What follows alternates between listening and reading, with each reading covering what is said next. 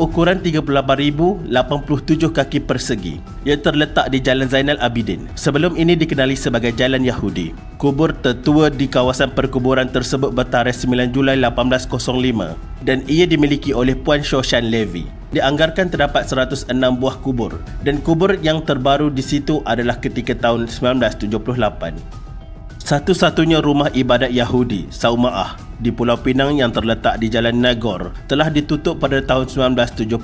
Penutupan ini adalah disebabkan masyarakat Yahudi yang pada ketika itu tidak dapat melakukan ibadat minyan, di mana terdapat seramai 10 orang lelaki berkumpul untuk beribadat secara beramai-ramai. Sebuah jalan di Pulau Pinang yang dinamakan sebagai Jalan Yahudi pernah diabadikan kerana di situ merupakan kawasan majoriti masyarakat Yahudi. Jalan ini merupakan jalan kecil yang terletak di antara Jalan Burmah dan Jalan McAllister di Georgetown. Kini, nama jalan tersebut telah ditukarkan kepada Jalan Zainal Abidin dan ini telah memadamkan salah satu daripada legasi kewujudan Yahudi di Malaysia. Percaya atau tidak, inilah kenyataan yang sedang berlaku. Gerakan Freemason juga kuat di Malaysia, antara yang paling kuat pengaruhnya di Asia. Apa yang mendukacitakan, terdapat juga orang Melayu yang berpendidikan tinggi dan berpangkat besar menyertai pertubuhan ini.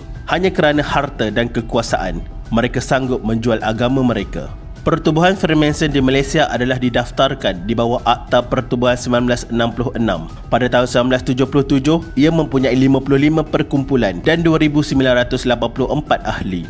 Ketika menjawab soalan Tuan Guru Ni Abdul Aziz di Parlimen pada 25 Oktober 1978, Datuk Hussein On berkata, kerajaan hingga kini tidak bercadang untuk mengharamkan pertubuhan ini walaupun mengakui ianya bercanggah dengan akidah Islam dan ramai golongan elit dan berpengaruh dari kalangan umat Islam di negara ini menyertainya. Freemasonry serta tunjang Zionisme telah lama bertapak di Malaysia.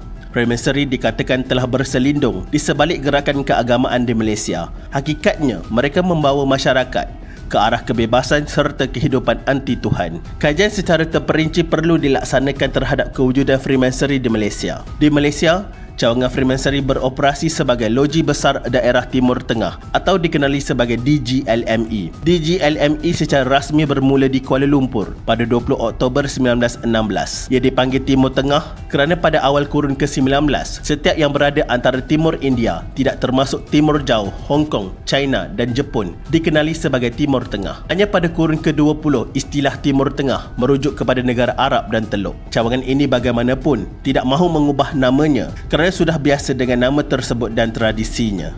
DGLME ini meliputi bandar yang luas, termasuk bandar lain di rantau ini, antaranya Singapura, Kuala Lumpur, Pulau Pinang, Ipoh, Kuantan, Kuching, Port Dickson, Port Klang, Taiping, Kota Kinabalu, Bangkok dan Pattaya. Di Malaysia terdapat 12 loji Freemason, manakala Thailand hanya ada 4 sahaja. Di Bukit Jalil, terdapat sebuah bangunan Freemason terbesar di Asia. Ianya cukup besar untuk menampung ribuan pengikut Freemason dalam satu masa. Untuk kisah ini akan dikupas untuk satu edisi khas. Sekian, terima kasih.